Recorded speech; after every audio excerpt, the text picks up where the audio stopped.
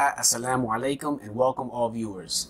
Today I wanted to talk about the term Judeo-Christian, which is a phrase often used in order to suggest that Judaism and Christianity have a lot in common, and that it's the result of these commonalities that led to so much of the progress, morality, and values of the modern world.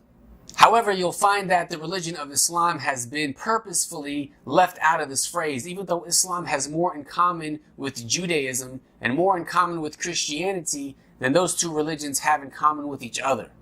Not to mention that Islam is also one of the three Abrahamic faiths, and Muslims make up about 1/4 of the world's population.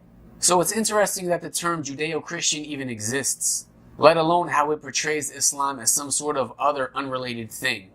So very quickly, I'd like to show how Islam has far more in common with the two religions than those two religions have in common with each other.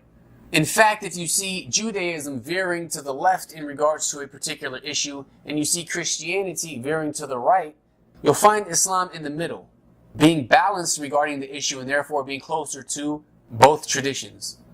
So for example, the major original split between Jews and Christians is their view of Jesus.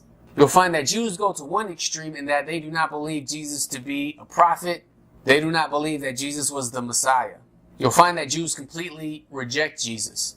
On the other extreme, you find that Christians not only believe that Jesus was the Messiah, but they believe that Jesus is God. Also, at the same time, they believe that he is also the Son of God. And therefore, Christians worship him as God. However, if you look at Islam, you'll find Muslims in the middle. Similar to Christians, Muslims believe that Jesus is the Messiah. However, similar to Judaism, Muslims maintain a monotheistic tradition. We do not worship Jesus, nor do we believe in a Trinity. But rather, Muslims believe that Jesus was a prophet, that he worshiped God, he never claimed to be God, he never claimed to be the Son of God.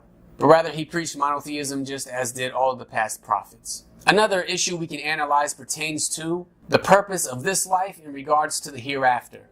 On one side, you see Jews mainly focused on the life of this world and adhering to divine law. There is very little focus on the hereafter, and in fact, the hereafter is quite ambiguous. The Christians, on the other hand, are completely focused on the hereafter, in that there is practically no adhering to any divine law in this life. In fact, Christians claim that the old law of the Jews was abrogated, and that if you believe that Jesus is the Son of God and that he died for your sins, then you will enter paradise. In the hereafter, you will be eternally in heaven. However, you'll find Muslims to be in the middle. Islam focuses on both the life of this world and the hereafter. Like Judaism, Islam has certain teachings and laws that one must adhere to. But the focus of performing these actions is with hopes similar to the Christians in that they will enter eternal paradise in the hereafter. However, unlike the Christians, everyone will be held accountable for his or her own actions. On the day of judgment, they will be held accountable, and only then will they know whether or not they will enter paradise. And we could go on and on. There are many different examples we could use. However, in conclusion, I'd just like to point out that Judaism, Christianity, and Islam are referred to as the Abrahamic faiths. This is because we all share belief in the prophet Abraham. However, trying to exclude Islam from that tradition is very problematic, because when it comes to Abraham, you'll see that he wasn't a Jew. He did not come from a Jewish lineage, but rather the Jewish lineage came from him, as did the Arab lineage. Also, Abraham was not a Christian. He lived before Jesus, never worshipped Jesus, never mentioned a Son of God or a Trinity. But rather, you'll find that Abraham worshipped God alone. He submitted to God alone. And this is the very meaning of the word Muslim. So again, even in regards to the Abrahamic tradition, you'll find Islam in the middle.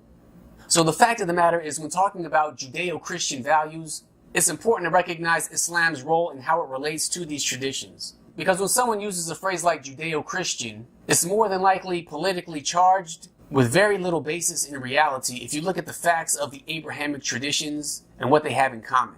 Thank you for watching. Jazakumullahu khairan wa salamu alaikum wa rahmatullahi wa barakatuh.